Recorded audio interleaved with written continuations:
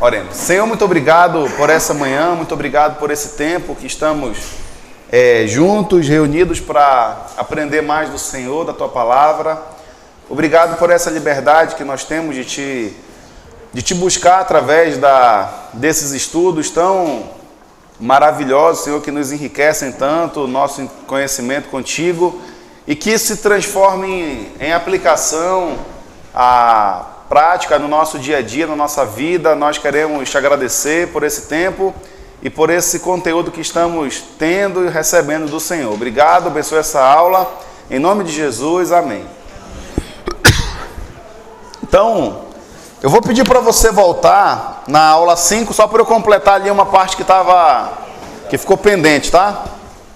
Vamos completar aí o panorama geral e o contexto de 2 Coríntios, tá? Aula 5. Então aí, ó, é uma das cartas mais pessoais de Paulo, na qual ele fala principalmente do seu ministério e abre o coração, revelando seus motivos, sua paixão espiritual e seu entranhável amor pela igreja.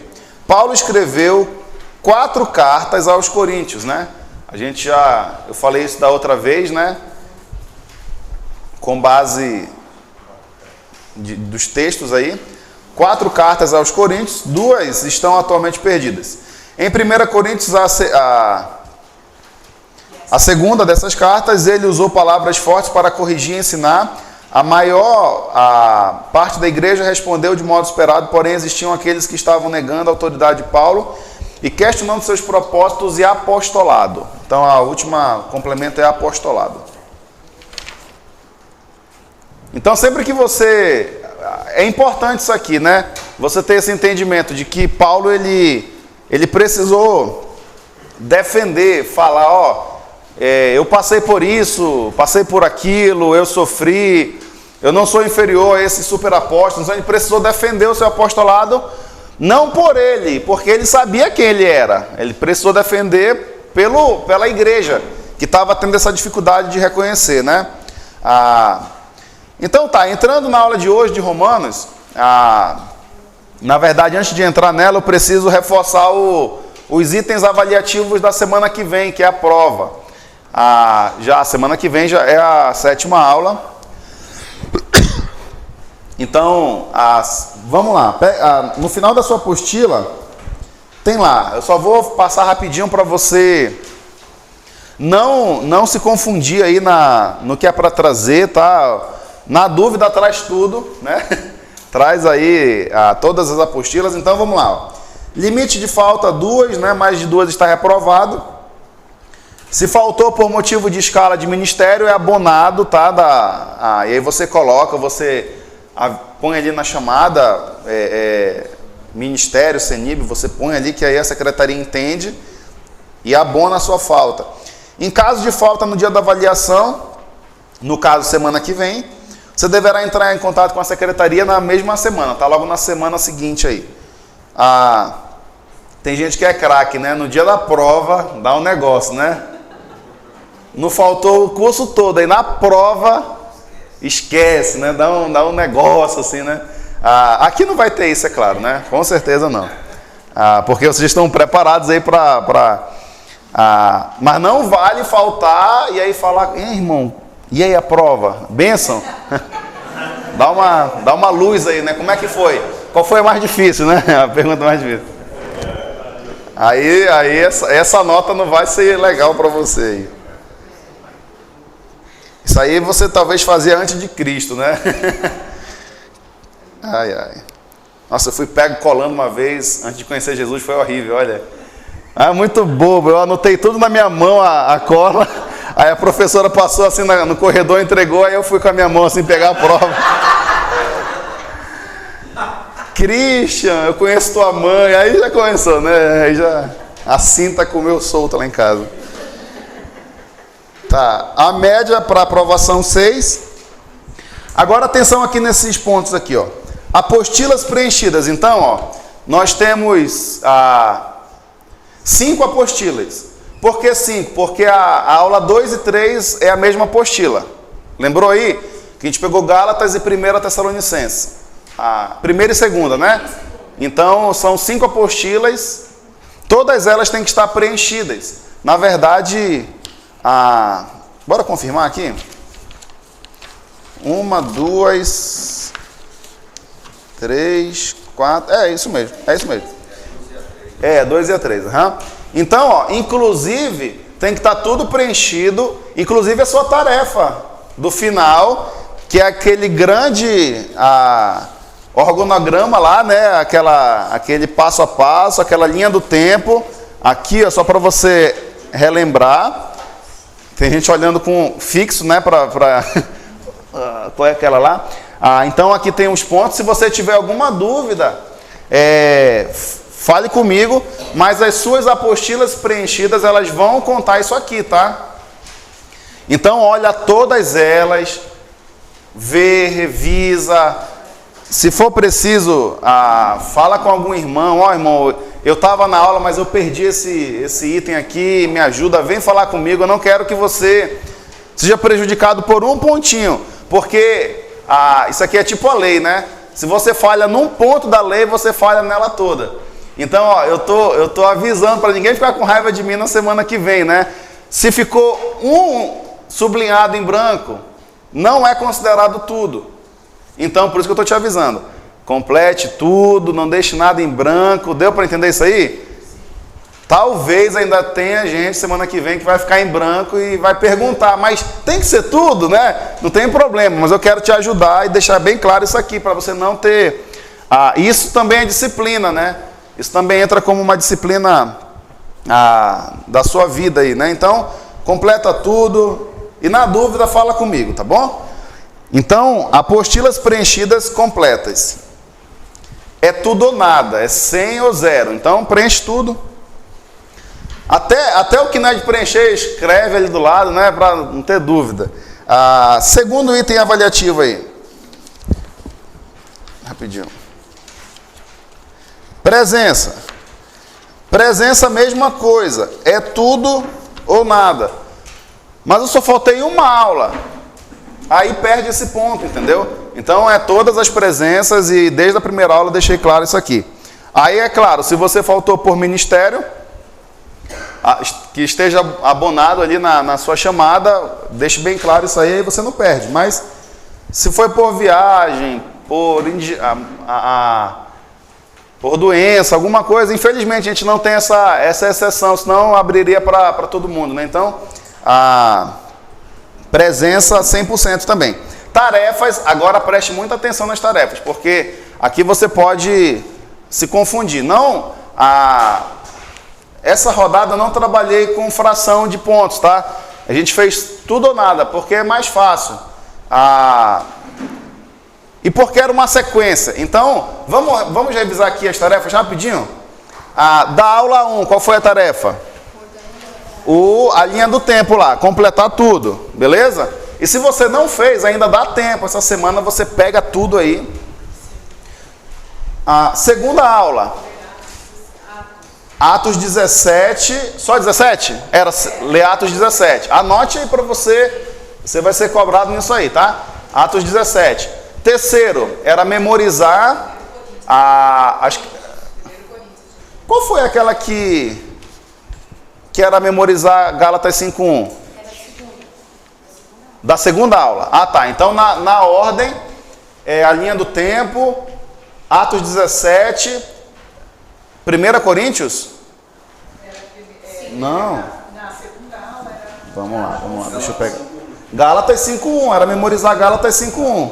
Eu lembro que na ordem... Ler Atos, a parte da Tessalônica, né? Que eu acho que era...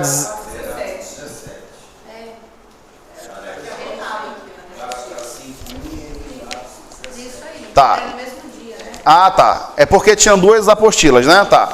Então, linha do tempo, Atos 17, Gálatas 5:1. Gálatas 5:1 é memorizar, não é ler, tá, gente? E aí eu falei que era você memorizar, podia até não ser na íntegra, mas o princípio. Quem lembra o princípio de Gálatas 5:1? Liberdade. Não, beleza, liberdade, né? Mas assim, Qual é o entendimento assim da liberdade? Quem consegue expor aí? Para não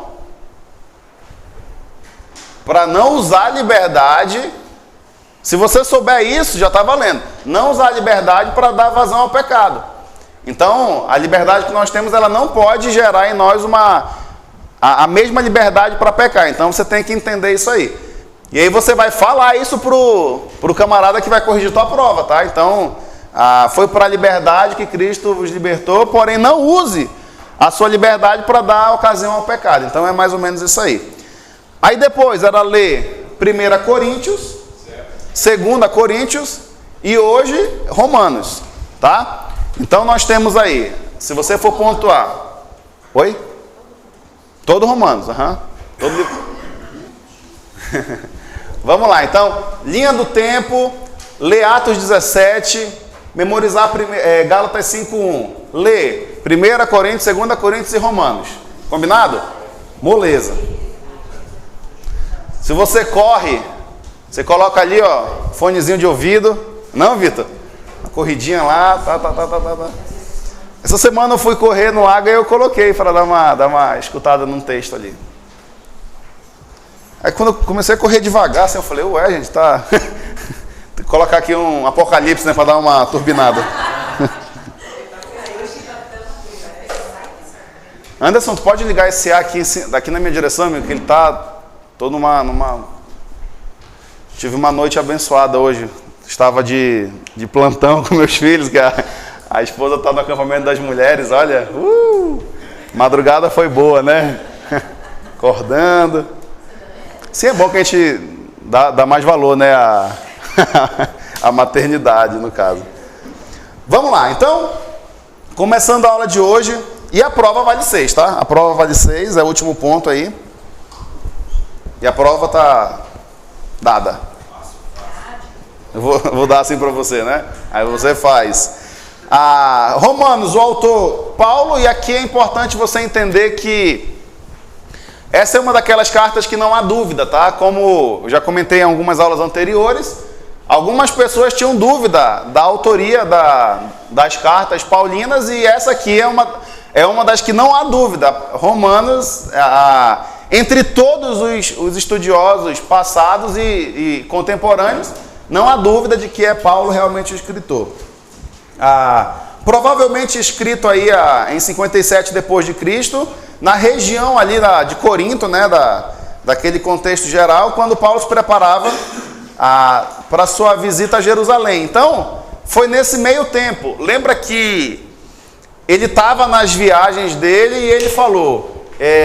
vou voltar para Jerusalém. Paulo ele nunca parava no local e se acomodava. É uma coisa que eu acho muito legal. Ele não era saudosista naquele aspecto de pessoas que ficam assim, né? Pô, quando eu era jovem, eu servia a Deus, eu era do ministério de dança, eu participava do sonho de Natal, eu era da limpeza. E a pessoa só fica no passado, né? Não, porque quando? E Paulo não. Paulo ele está sempre atrás de experiências novas. Isso é muito legal você entender. Que para nós é importante viver ali o presente, e o passado ele serve como uma referência boa para você, e não você estagnar hoje, ficar só na sua. E eu falo isso com carinho, tá, gente? Ficar ali, você que já fez tanto para Deus e agora fica só no banco, esquentando, e pensa assim, esse é o pensamento, né? Deixa para quem está chegando agora servir. Olha, se você for tentado a ter esse pensamento, saiba que isso não é de Deus, porque se Paulo pensasse isso, entendeu? Se Jesus pensasse isso, não, ele serviu até a morte. Quando você olha o panorama geral da Bíblia, você não vê esses camaradas tirando o pé do acelerador, não. Tinha um amigo meu de trabalho, né, antigamente, chegava assim em agosto, ele falava assim, parceiro, o ano já está acabando, vamos tirar o pé do acelerador. Olha, cara, agosto, entendeu? Ainda tinha o ano todo para... Eu falei, não, parceiro, vamos atrás dos resultados. Eu trabalhava com venda, né? Então é assim, não dá para tirar o pé do acelerador. O dia que você parar e estagnar, é a hora que você está mais tendencioso à queda. o rei Davi, ele parou. Ele chegou um tempo que ele falou: nossa, já lutei demais, já fiz demais, agora eu vou dar um tempo aqui no palácio, enquanto eu mando o exército lutar.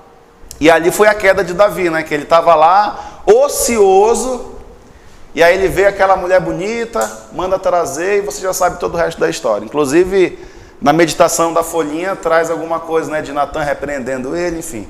Então não pare nunca, não deixe isso entrar no seu coração. Sirva a Deus até o final da sua vida, até quando não houver mais energia em você. O salmista fala: enquanto houver fôlego em mim, eu te louvarei. Então não pare. E você vai encontrar prazer na sua vida, você vai encontrar propósito, você não vai ficar pensando: mas se eu tivesse feito. Não, faça. Cansou? Faz mais um pouco. Tira umas fériasinhas ali, vai numa praia rapidinho, mas volta a servir, porque esse é o nosso combustível. Para o Filho de Deus, parou de servir, para de funcionar. Não sei se você já parou para perceber isso aí. Se você não estiver atuando no reino de Deus, eu não estou falando aqui de um ativismo, tá? Não estou falando de uma religiosidade, de um ter que fazer, mas é uma consequência. Aquele que ama a Deus, automaticamente ele vai querer servir a Deus. E servir a Deus, no nosso contexto, engloba a nossa igreja. Servir a igreja, servir irmãos, o ministério que você está inserido. Então, é mais ou menos por aí. Eu não lembro a última vez que eu não estava servindo em alguma coisa, e não estou falando isso agora. Sempre, desde 2005, que eu estou todo ano, toda semana, comprometido com algum ministério, seja de patins, seja de dança, lá em Manaus, né? Seja de acrobacia, qualquer coisa, mas você tem que estar envolvido, inserido. Então isso aí te dá uma sensação boa. Então Paulo, ele traz isso aí, eu acho legal. Ele escreve então para os cristãos em Roma e em todo o mundo. Paulo não é o fundador da igreja de Roma, tá? Então só para você ter isso bem gravado na sua cabeça aí. Paulo não é, assim como ele foi das outras igrejas, Paulo não foi o fundador de Roma, da igreja aos romanos. Como é que a gente sabe disso? Quando ele fala aqui em Romanos, deixa eu ler para você. Romanos 1, versículo... Vamos ler a partir do 1 aqui. Tem algumas coisas interessantes. Eu, Paulo, servo de Cristo Jesus, chamado para ser apóstolo e enviado para anunciar as boas novas de Deus, escrevo esta carta. Deus prometeu as boas novas muito tempo atrás nas Escrituras Sagradas por meio de seus profetas. Versículo 6. E vocês estão entre esses gentios, chamados para pertencer a Jesus Cristo. Escrevo a todos vocês que estão em Roma, amados por Deus e chamados para ser seu povo santo. Então, já existia em Roma um agrupamento de pessoas que eram cristãs, e a maior parte deles eram gentios, né, que era o foco principal do ministério de Paulo. E onde é que eu sei que essa igreja já existia? E quem fundou? Eu estava estudando sobre isso, e tem uma tradição que diz que o bispo de Roma, quem sabe a tradição católica? Quem era o bispo de Roma no começo?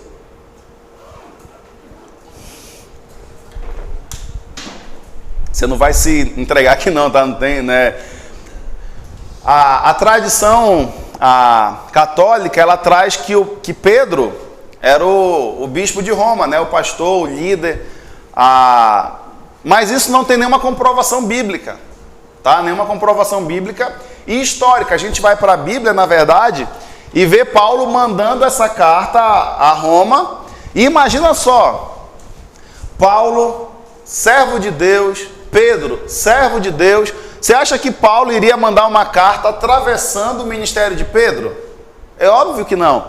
Paulo fala bem assim: eu estou mandando essa carta para dividir alguns dons espirituais, para estimular você na sua fé, para a gente caminhar, ensinar alguma coisa, como se fosse essa teoria, como se Pedro não estivesse fazendo nada. Isso não existe. Eu estava dando uma pesquisada. E não há nenhum indício de que Pedro esteve lá como pastor, como bispo, né, de Roma. Roma era uma cidade de aproximadamente 1 bilhão de pessoas, é o que trazem os estudos. Era a capital do mundo, digamos assim, né? É onde tudo rodava, era onde estava a grande força política, militar, todo esse contexto. Então Roma seria o ápice de Paulo. E eu estava pesquisando, na verdade eu estava estudando sobre isso. E eu achei muito interessante, porque não é Deus que fala para Paulo primeiro ir a Roma. Paulo, ele tem essa vontade, e ele fala isso: muitas vezes tentei chegar até Roma, mas fui impedido. Então ele tinha esse desejo. Paulo, ele era um missionário estratégico. Ele ia aonde esse braço ia ter mais influência no mundo. Você não vê Paulo, e nada contra, né, missionários que não fazem isso, mas Paulo, ele traz esse ensino.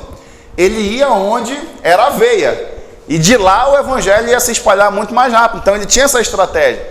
Ele então tem esse desejo de ir a Roma, a Espanha, posteriormente, e aí, só que ele é levado preso para Jerusalém, e Deus sussurra no ouvido dele: Paulo, eu quero que você vá a Roma.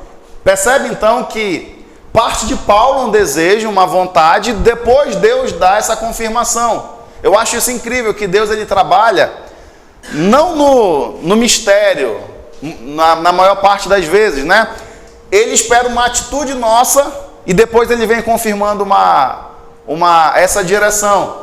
Você tem a atitude fundamentada em Deus, em oração, e depois Deus confirma isso aí. Eu acho isso interessante na vida de Paulo.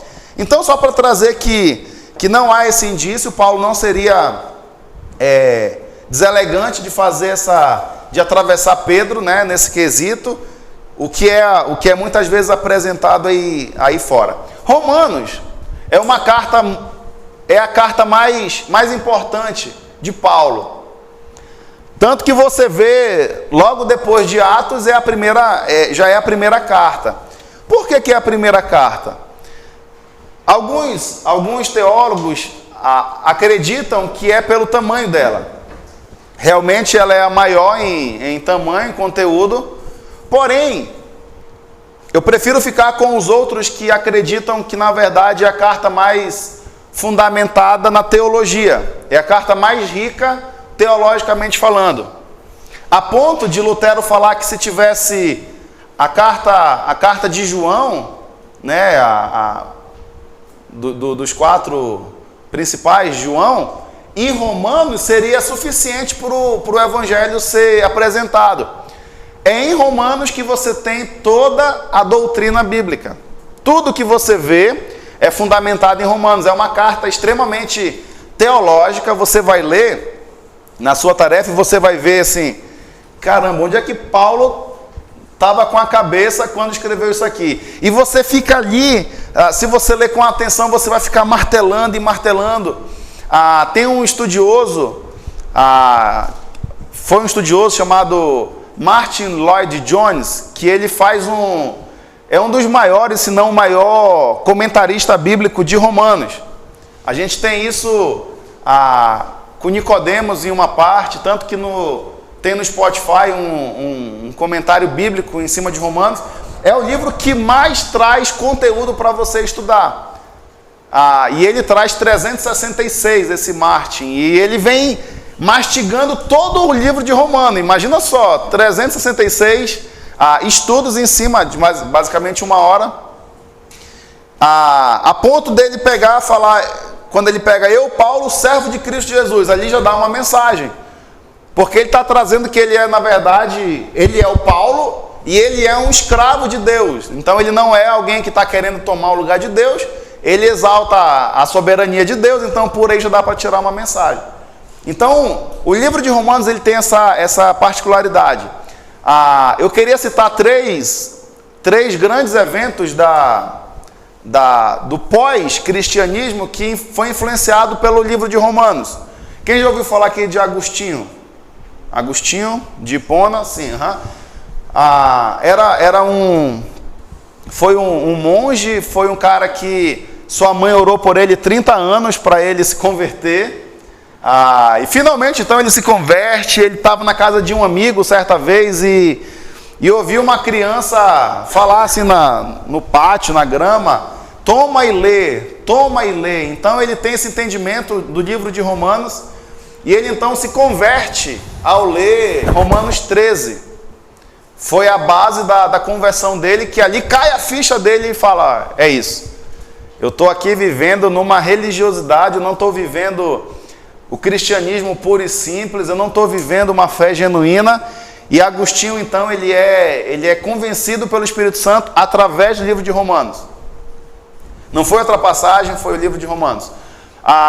Lutero, quem ouviu falar de Lutero aí? Lutero, então, um monge também agostiniano estava lá ele era para ser, o pai queria que fosse advogado, e certa vez ele estava na rua com o pessoal e estava uma chuva, uma tempestade muito grande, e deu um raio e matou uma pessoa do lado dele. E ele faz uma promessa para Santa Ana, né, dele lá do convento. E ele fala: se você me poupar dessa, eu vou para esse convento aí, eu vou virar monge. E aí ele é salvo então, e ele cumpre a promessa, desagradando seu pai, que não, imagina, ser advogado e agora ele vai ser monge. E aí lá então ele, muito rigoroso no catolicismo, a história diz que todo dia ele ia com o padre lá e confessava pelo menos 2 horas de pecado. 2 horas de pecado. Aí acho que o padre já estava de saco cheio dele, né? Cara, Lutero só vem aqui quando tiver uma coisa assim, bem importante, eu acho que é mais ou menos isso, né? E aí ele, indignado com essa doutrina, quando ele cresce, então, ele dá aula bíblica, só que do catolicismo, né, com a visão católica. Então ele é confrontado pelo Espírito Santo no livro de Romanos, quando diz que o justo viverá pela fé. E aí então é que ele escreve as suas 95 teses, né, da tão conhecida Reforma Protestante de 1517, dia 31 de outubro. E aí ele prega nessa catedral, na porta, as 95 teses que ele quer essas respostas e não tem. Então, Lutero também então, é convencido por Deus através do livro de Romanos. E aí, posteriormente, você já deve ter ouvido falar dele, John Wesley, ou se não, pelo menos a igreja metodista, né, vem dessa ramificação, ele é o pai dessa igreja. Ele está lá então com os amigos, conversando, já muito religioso, mas é em Romanos que ele entende que ele precisa entregar a sua vida realmente a Deus e viver uma vida séria. Então, o livro de Romanos ele tem essa influência. Quando você olha para os pais da igreja, para a Reforma Protestante, o pano de fundo é o livro de Romanos. Então não tem como descartar ou menosprezar esse livro que foi tão importante, tão influente na nossa vida. E realmente você tem aí um panorama geral, antes de entrar aqui para a apostila. Do capítulo 1 a 11, é Paulo trazendo doutrina. O que é o pecado? O que é justificação? O que é redenção? O que é batismo? Ele traz todo esse conteúdo. E do 12 em diante, ele vem com a parte prática. Tanto que você vê o 12:1, né? Rogo-vos, pois, irmãos, pelas misericórdias de Deus, que apresentem os vossos corpos como sacrifício vivo, santo e agradável a Deus. E aí tem aquele versículo tão conhecido, né? Não se amoldem ao padrão deste mundo, mas deixe-se transformar pela renovação da sua mente, para que possam experimentar qual é a boa, perfeita e agradável vontade de Deus. Então, do 12 ao 16, praticamente, Paulo vem trazendo esse conteúdo prático. Paulo ele é ao mesmo tempo teórico e prático, porque o evangelho tem que ser assim. Não adianta nada eu falar aqui para você que Paulo isso, que Paulo aquilo, que Romanos isso, aquilo. Agora a gente tem que entrar numa parte prática. Por isso que eu sempre falo nas minhas aulas que o desafio do professor é trazer uma aplicação. O pastor Davi fala que é o evangelho do chinelo, né? Tem que ser calçado, é do nosso dia a dia. De teólogo que sabe um monte de coisa, o mundo já está cheio aí. Fala bem, eruditos e uau, a pessoa eu penso assim, que quando você vai para uma aula, para uma pregação, você não pode pensar assim, uau, que homem fantástico. Porque aí o cara, ele foi excelente na sua retórica, mas não mexeu com você. Eu creio que o bom pregador é aquele que você sai dela e fala assim, meu Deus, eu preciso mudar. Eu tô em maus lençóis, né? Eu preciso tomar um jeito aqui. E você é confrontado, colocado na parede de Deus, por Deus, através daquele homem. Mas ele não é o popstar, o showman. Ele é um instrumento, um vaso que vai te levar a uma decisão, a uma confrontação. Entendeu isso aí? Então, Paulo ele tem essa facilidade. Então, vamos entrar aqui na apostila. E vamos estudar aqui um pouquinho dessa carta tão importante. O texto-chave é esse aí, ó. Sendo, pois, justificados pela fé, temos paz com Deus por nosso Senhor Jesus Cristo. Então, nós fomos justificados pela fé. Isso aqui, Paulo, ele deixa claro, então, que não é por obras que nós somos justificados, porque o povo estava tendencioso a pensar que era pelo que eles faziam. Tanto que você vê ainda hoje pessoas que pagam ou cumprem promessas absurdas, achando que dessa forma vão ser justificadas por Deus. Eu acho uma aberração, porque Lutero fazia isso. E quando ele vai para a Bíblia, ele é confrontado e pensa assim, não precisa mais disso. Eu não preciso de obras para ser justificado. O que eu preciso é de fé. As obras, elas vêm como consequência da minha fé. É diferente. E não é a causa principal. Eu preciso ser aceito por Deus, então eu vou andar de joelho a escada toda. Eu vou lá em Belém. E eu não participei, né? Mas eu tive na cidade. Eu ia todo mês para lá, trabalho, e lá tem o Ciro, né? Já ouviu falar do Ciro? É uma festa do Ciro, né? E é muito conhecido, acho que é a maior do Brasil até nesse quesito. E é um mar de gente assim. E aí tem um carro com a padroeira do Brasil, do país, né? E aí tem uma corda, e as pessoas vão segurando nela e atravessando a cidade. E é absurdo, porque quando Lutero foi para a Bíblia, é que ele foi confrontado. Ele falou, gente, isso aqui não está na Bíblia. Então, eu não tenho nada, absolutamente nada contra esses amigos. Eu fico indignado, e é por isso que eu te incentivo a você ir para a Bíblia. Porque é quando você vai para a Bíblia que você reconhece que isso não está certo. E essas pessoas não são, talvez, estimuladas a estudar a Bíblia. Porque se vai para um Romanos desse da vida... Cara, ia se converter meio mundo de gente aí. Porque não tem nada a ver. Você não vê isso na Bíblia. Você não vê essa necessidade de ter que estar adorando, ter que estar... Pelo contrário, e a Bíblia fala que atrás de toda imagem há uma entidade. Então isso não faz sentido, não tem... você vê isso em Isaías, né? E eu fui, né? Na minha infância... do catolicismo e olha, eu não tenho, acredite, eu não tenho nada, a gente não tem nada contra, de coração. Temos irmãos, né, na Igreja Católica, eu creio que terão pessoas na Igreja Católica que vão ser salvas, porque dentro do próprio catolicismo tem pessoas que entendem que não deve adorar imagens, e sim a Jesus. Tem pessoas dentro do catolicismo, então não é nada contra, mas fica realmente essa dúvida, e Lutero é um exemplo disso, de que ele vai para Romanos e ele vê o que ele está fazendo, está tudo errado. Tanto que as 95 teses dele é baseada em pontos que ele fazia, o que ele entendia, aprendia, e ele então foi confrontar. Mas por que isso aqui não pode fazer? E aí ficou sem resposta, então daí que nasce a reforma, né? Ok, então... Somos justificados pela fé. E a fé em Jesus. Não é quando você vai para a Bíblia, você vê que é Deus Pai, Deus Filho e Deus Espírito Santo. Não precisamos de uma intercessora ou de nada mais. Nada mais. Isso fica bem claro nas Escrituras, tá?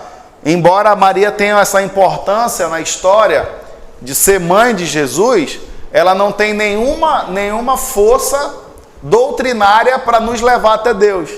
Você entende? Tanto que o próprio Jesus, quando tem um evento com ela fala, façam tudo que o mestre mandar. Ela entende ela é um instrumento usado por Deus para fazer uma missão, uma parte da missão da humanidade. Mas isso não dá a ela esse direito redentivo. Isso é só através de Jesus, tá? Panorama geral da carta. Aparentemente Paulo havia terminado seu trabalho no Oriente e planejava visitar Roma antes de seguir para a Espanha, depois de ter levado uma oferta aos irmãos em Cristo que passavam necessidades em Jerusalém. A igreja cristã romana era formada principalmente por judeus, mas tinha um grande número de gentios. A carta de Paulo aos Romanos, foi apresentada como um tratado organizado e bem fundamentado de sua fé. Os temas principais são o plano da salvação, você anota aí por favor, o plano da salvação, a justificação pela fé,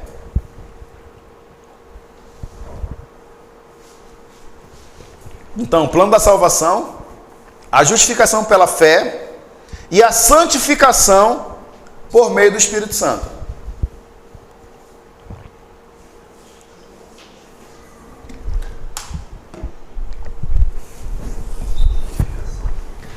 E a santificação por meio do Espírito Santo.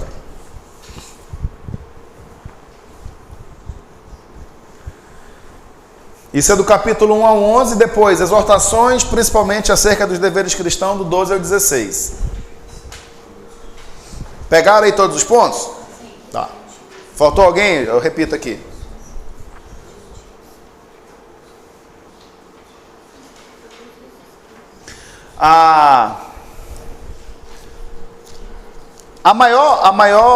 O maior indício, talvez você se pergunte, né? Aonde que quem fundou a igreja de Roma, né? Talvez você esteja pensando aí, se perguntando, onde é que nasceu então a igreja de Roma? Tem que voltar lá para o Pentecoste. Aquela que na festa do Pentecostes, Atos 2, pessoas do mundo inteiro iam para essa festa, tá? Então, aqui estão, Atos 2, 2:9. Aqui estão partos, medos, elamitas, habitantes da Mesopotâmia, da Judéia, tarará, tarará, e aí até ele chegar, visitantes de Roma. Então, aqui nós entendemos que irmãos que vieram de Roma foram para o Pentecoste, tiveram essa mensagem abençoada de Pedro, né, que se convertem 3.000, e eles estão lá nessa mensagem, eles são instruídos acerca da igreja, de princípios. Então, possivelmente esse pessoal de Roma, eles são levados, eles voltam para a sua cidade natal e lá se inicia um trabalho. Então é assim que tem essa linha de pensamento que é muito forte entre os estudiosos, que esses irmãos que foram para o Pentecostes iniciaram um trabalho lá. E Atos, preciso só ler para você isso aqui, para você entender um detalhe também. Atos 18 tem algo interessante aqui acerca de Roma. Algum tempo depois, Paulo deixou Atenas e foi para Corinto. Ali encontrou um judeu chamado Áquila, natural do Ponto, que havia chegado recentemente da Itália, com sua esposa Priscila. Depois que Cláudio César, o imperador de Roma, expulsou todos os judeus de Roma. Então, aqui há uma informação curiosa. Se fosse eu e você lá em Roma, será que o Cláudio César, porque imagina só, uma cidade grande como Roma, será que você seria identificado como um cristão? Será que você falaria abertamente que você é um cristão? Ou você ia ficar ali na surdina, pô, não posso sair de Roma não, então eu vou falar que eu sou aqui, na verdade, qualquer coisa. Não, eu sou agnóstico, eu sou Crente? Não. O que é isso? Não, então fica em Roma aí. Então, aqueles que se posicionaram foram mandados embora. Porque como é que a gente vai saber? É tipo aquele pastor, né, que arma um teatro na sua igreja, e aí entra na igreja 3 caboclos armados ali, né? 4, tudo encapuzado, gritando com todo mundo. E aí pega o pastor lá em cima, dão um sacode nele e fala assim: todo mundo vai embora, só fica aqui quem é crente de verdade. Aí apontando arma, gritando, xingando. Cara, foi todo mundo embora, ficou um punhado de gente ali, né? Aí o pastor tirou a máscara do pessoal, que era um teatro, e falou: vamos começar o culto agora com quem é crente de verdade. É tipo isso, né? A gente fazia esse teatro lá em Manaus, era muito legal, né? Em acampamento, assim, né? Pegava uns camaradas fortes, assim, tipo vocês, ó, dava uns gritos. Cara, era muito legal, olha. Entrava assim numa picape. É sério isso aí, a gente participou várias vezes disso. Imagina só um momento de jovens assim, ia ser legal, né? Entrava numa picape assim, com sirene, buzina, aquelas picape pretas já, tudo armado, né? E o pessoal com arma ali de brincadeira, mas parecia de verdade, né? De airsoft. E gritando e xingando e dando tapa nas pessoas, assim, com carinho, é claro, né? Passa a Bíblia aí, fica calado, vai pro chão e tal. E aí chegava lá com um pastor de jovem, dava uns tapas nele, dava uns negócios, tudo armado. E aí o pessoal chorando já, e será que é perseguição? Mas tudo isso era com propósito, e a mensagem depois era baseada nisso. Como que é a sua fé, né? É uma fé que... Não, eu sou crente, mas que não venha isso na minha vida, né? Senão aí eu não sou mais crente. E aqui, Cláudio e Priscila e Áquila e Priscila, eles passam por isso em Roma. Cláudio César, é Cláudio César? Acho que é, né? Cláudio César manda então, e a história diz, a cidade de Roma era tão perversa, que a história traz que apenas o imperador Cláudio César, na história do Império de Roma, não era homossexual. Era uma cidade devassa. Era uma cidade extremamente devassa. Nero, todos os outros eram homossexuais e deixavam princípios assim rodar. Então, se você tem uma autoridade que libera, você tem uma cidade generalizada nisso. E lá o estranho era quem falava: eu sou homem. Aí você era criticado. Imagina a inversão de valores. Eu sou hétero. Ih, bora matar você, né? Acho que era mais ou menos por aí. Então, você tem uma cidade bem, bem complicada, mas Paulo tem um interesse nessas pessoas, porque ele quer levar Jesus. Vamos então aqui correr um pouquinho. A importância da epístola aos Romanos. Tem uma frase aí, né? Aprende-se a conhecer o que é o Evangelho e o que é o conteúdo da fé cristã na epístola aos Romanos, melhor do que em qualquer outra parte do Novo Testamento. Então, a gente tem isso muito claro. É onde você tem a doutrina mais bem fundamentada. E aqui agora eu vou me ater a a apostila, então preste bem atenção nela, que a gente não vai sair dela mais, tá? E alguns pontos aí, da importância da carta aos Romanos. A importância bíblica, você anota aí, importância bíblica. A epístola de Paulo escrita aos Romanos está organizada na nossa Bíblia, encabeçando as demais epístolas paulinas. Isso se deve não somente ao fato de que ela é maior em capítulos, senão também pelo fato de tratar os assuntos extremamente vitais da fé cristã. Lutero disse assim, que eu já falei, né? Se tivéssemos de preservar somente o Evangelho de João e a carta aos Romanos, ainda assim o cristianismo estaria salvo. Então a essência está aí, né? Segundo ponto, a importância teológica. Você tem uma importância teológica dessa carta. De todos os tratados teológicos paulinos, a epístola aos Romanos destaca-se como o mais abrangente e profundo deles. É nele que encontramos a soteriologia, que é a doutrina da salvação. Em nenhum outro livro da Bíblia você vai encontrar acerca da salvação. Como que você alcança a salvação? Então, pela graça, isso já vem lá depois em Efésios, mas é em Romanos que você tem a essência. Quando ele fala que, olha a profundidade, por exemplo, desse texto aqui de Romanos 5. Portanto, uma vez que pela fé fomos declarados justos, Deixa eu só achar aqui. Por meio da fé, 5:2, que Cristo nos concedeu esta graça, que agora desfrutamos com segurança e alegria, pois temos a esperança de participar da glória de Deus. No versículo, deixa eu ver se é o 12. Olha a profundidade disso. Quando Adão pecou, é somente Paulo que traz isso, gente. Quando Adão pecou, o pecado entrou no mundo, e com ele a morte, que se estendeu a todos, porque todos pecaram. Então essa profundidade de entendimento, você só tem em Paulo e em Romanos, que ele fala, nunca ninguém tinha ensinado isso. Nós temos esse entendimento porque Paulo trouxe à igreja, de que por meio de um homem, entrou o pecado no mundo. Foi através de Adão. E por meio de um único homem, Deus trouxe salvação para o mundo, que foi Jesus. Então é Paulo que esclarece, que ilumina, que clareia o nosso entendimento acerca da salvação. É em Romanos que você tem esse tratado. Então essa importância teológica é importante você reconhecer. Terceiro, a importância histórica. A epístola aos Romanos exerceu forte influência sobre a história da igreja de Cristo. É digno de nota que, tem uma frase aqui bem legal. A conversão de Agostinho aconteceu com a leitura de Romanos. Eu já falei isso aí. Lutero, Romanos 1,17, justo viverá pela fé. John Wesley, fundador do metodismo, converteu-se ao ouvir ler que o comentário sobre Lutero. Então ele se converte ouvindo um comentário do John, do Lutero, e ele se converte também. Isso eu trouxe no começo da aula, mas para você entender a importância que tem esse livro de Romanos na história.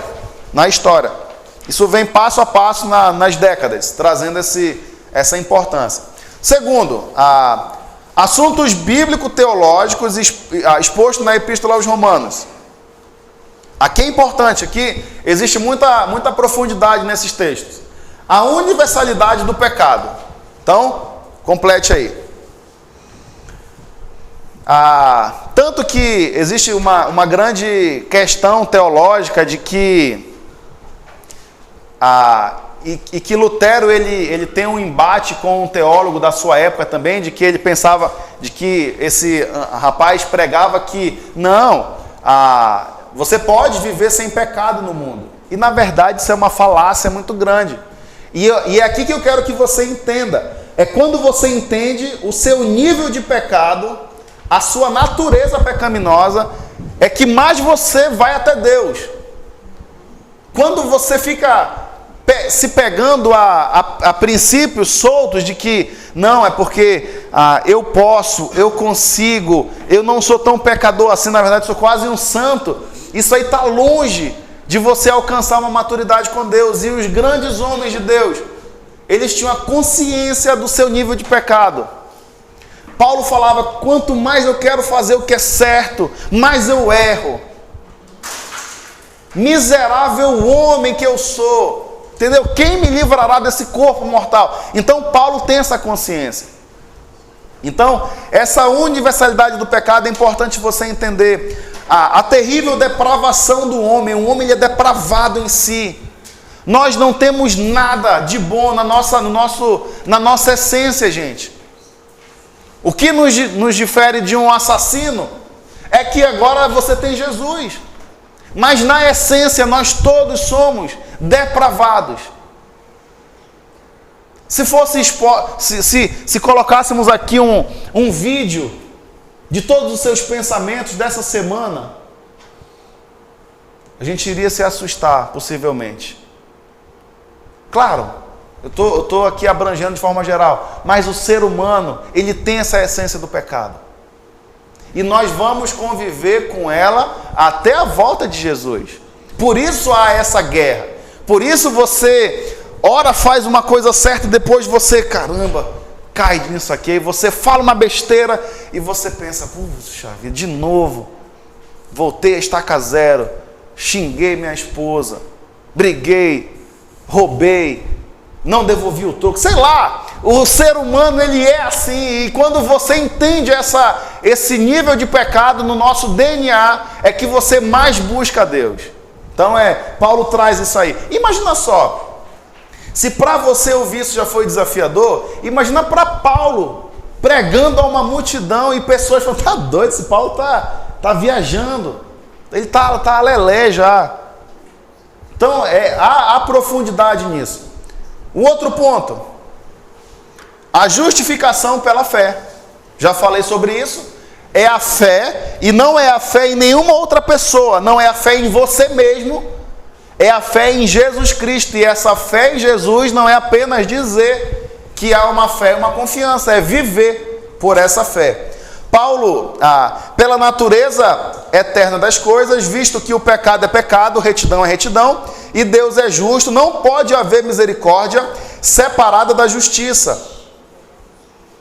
O pecado deve ser punido. O próprio Deus tomou sobre si a punição do pecado do homem na pessoa de Cristo. Então, quando você entende que a justificação é pela fé, você entende que todos os seus pecados, eles foram transmitidos para Jesus naquela cruz. E que os nossos pecados passados, presente e futuro, já foram pregados na cruz. Então isso me anula de ter que ficar toda hora indo, né, como Lutero fazia, todo dia confessando 2 horas. Não precisa. Agora é claro, volta lá em Gálatas, né? Não usem a liberdade que vocês têm para estar pecando. Isso é uma linha fina. Então você não pode pensar assim, então já que... E aí Paulo é assim, então quer dizer que Paulo, Deus vai me perdoar? Vai. Então posso pecar? Aí Paulo então traz isso aqui,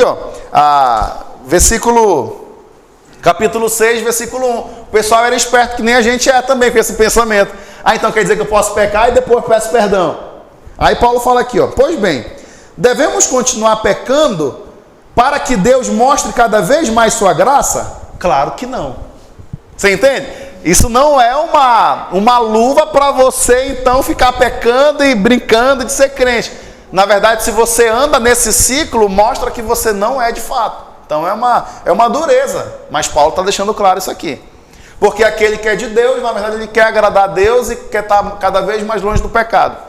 Essa é a nossa luta. É caminhar para mais perto de Deus e o pecado vai ficando mais para trás cada vez mais.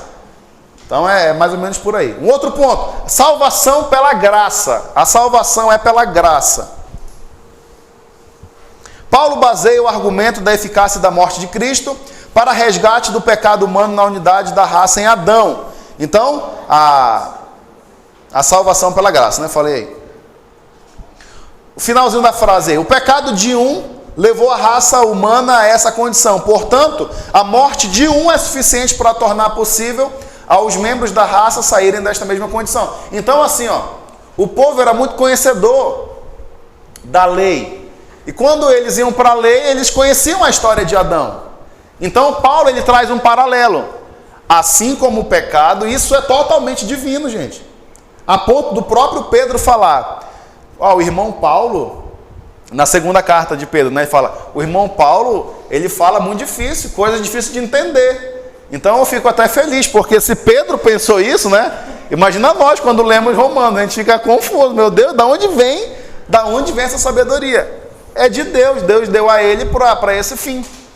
Então ele traz que foi por Adão que entrou o pecado, e todos nós estamos contaminados, e por meio de um também, e ele faz essa alusão, um para um. Um entrou e agora, através de Cristo, ele traz a graça também. Então, é pela graça, não é pelas obras, não é pelo que você faz, não é pelo que você deixa de fazer. É a graça. E a graça é um favor imerecido. Aí já é totalmente com Deus. Deus Pai, ele decidiu assim por nós. A graça é isso. O outro, a vida no Espírito. Em Cristo, não só temos os pecados perdoados, mas também uma nova vida. Então ele traz isso aí. Não é apenas se converter, agora é viver também no Espírito, é diferente. Um outro ponto, o plano de Deus com a igreja e com Israel. Deus não levou os judeus a rejeitar a Cristo, eles agiram por si mesmos. É simplesmente uma questão de ouvir. Os judeus ouviram e voluntariamente desobedeceram. Gente, aqui é uma questão... de que o povo judeu, eles decidiram tapar os ouvidos. Não queremos. João 1, traz uma informação que Jesus ele veio para os seus, mas os seus o rejeitaram. Porém, a todos os que creram, os que o conheceram, deu-lhes o poder, o direito de se tornarem filhos de Deus. Então é um direito, mas aqueles lá não quiseram, por opção. Então Deus está deixando claro aqui através de Paulo, que ele não rejeitou os judeus, foi os judeus que o rejeitaram, porque eles criam que o Messias viria com um cetro, com poder, com autoridade, e quando eles veem o filho do carpinteiro fazendo milagre, falando que ele é o filho de Deus, falando, eu e o Pai somos um, eles ficam indignados, gente. Cara, tá falando aqui um demônio. Imagina só, você precisa entender que é um absurdo você ouvir isso de alguém, e eu quero que você pense, imagina você lá. Será que você acreditaria que o pessoal ficou assim? Não é possível. Não, eu conheço a família dele, conheço os irmãos dele, ele está falando que é filho de Deus, gente. É blasfêmia. Mas é um nível espiritual que Deus permitiu para aquele povo. E eles ficavam querendo apedrejar ele, matar ele. Então, é surreal. Quando você vai para o contexto de Jesus, você precisa... Por isso que ele fazia milagres. Para confirmar. Quem é que faz milagre assim? E aí o pessoal ficava dividido, né? Caramba, é verdade, mas eu conheço, eu te vi nascer, entendeu? Jogou bola comigo, sei lá. Então exige um nível de fé muito grande. Então essa era uma dúvida dos judeus. Por isso que eles não creem, eles creem em Deus Pai, mas não Jesus como Messias. Alguns, né? Os messiânicos sim, os ortodoxos não. Então eles creem que vai vir ainda. Que vai vir com justiça para dominar o mundo, para vir com vara, para vir com poder, com pompa. E Jesus não, veio servir o pessoal. Então isso embaraçou tudo, deixou eles loucos. Mas tudo fazia parte de um plano, né? Os deveres cristãos, Paulo também traz aqui a partir do capítulo 12, fala sobre amor, sobre não amar o próximo, ter compaixão, espírito pacífico, agora toda essa parte prática Paulo também aborda. E o relacionamento entre irmãos, que é uma responsabilidade nossa, se amar, se cuidar, respeitar, honrar, abençoar, tudo isso são panoramas gerais aí da carta de Paulo. Essa parábola do rio, eu vou tratar semana que vem, se tiver um tempinho antes da prova, tá bom? Que Deus abençoe, boa semana para todos, façam as tarefas e venham preparados para a semana que vem, tá? Até mais.